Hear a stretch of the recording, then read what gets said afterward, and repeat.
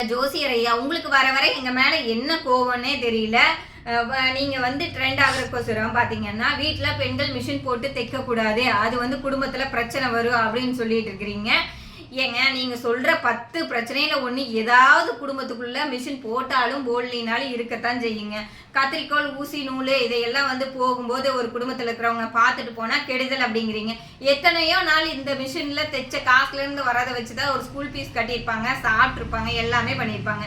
மிஷின்ங்கிறது ஒரு operation theatre மாதிரி. Operation theatre வீட்டுக்குள்ள வச்சிருப்பீங்களா? ஆப்ரேஷன் தியேட்டர் முன்னாடி பாசிட்டிவா நிற்பீங்களா, நெகட்டிவா நிற்பீங்களான்னா பாசிட்டிவா தாங்க நிப்பா. கடவுள் மாதிரி அந்த டாக்டர் நல்ல பதில சொல்லுவாரு அப்படின்னு சொல்லி நம்ம பாசிட்டிவா தான் நிப்பா. அந்த மாதிரி எங்களுக்கு சம்பாரிச்சு கொடுக்குற மிஷினை பார்க்கும்போது நாங்க பாசிட்டிவா தாங்க நிப்போம். ஒரு மனுஷனுக்கு உயிரை விட முக்கியம் மானம் தாங்க.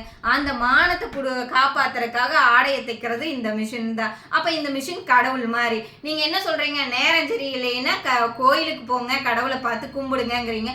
அந்த கடவுளை நாங்க வீட்டுக்குள்ளேயே வச்சிருக்கோம். அப்ப எங்களுக்கு இந்த மிஷினை வச்சிருந்ததுனால எதுக்கு கெட்ட நேரம் வரப்போகுது? நீங்க எத்தனையோ சொல்றதுக்கு, எத்தனையோ கணிச்சு சொல்றதுக்கு நிறைய விஷயம் இருக்குதுங்க. நிறைய அசம்பாவிதம் நடக்குது. அதையெல்லாம் முன்கூட்டி நீங்க கணிச்சு சொல்லுங்க. அதை விட்டுட்டு 10-5 வீட்டுல இருந்துட்டு ஒரு வீட்டுல இருந்த லேடிஸ் இதை வச்சுதான் சம்பாரிச்சிட்டு இருக்காங்க. அவங்களுக்குள்ள இத்தனை பிரச்சனைகளை சொன்னீங்கன்னா, வீட்டுல புல்ல தடுக்கி விழுந்தா கூட நாளைக்கு வீட்டுல இருக்கிறவங்க நீ மிஷின் போட்டுதா அப்படின்னு சொல்லுவாங்க.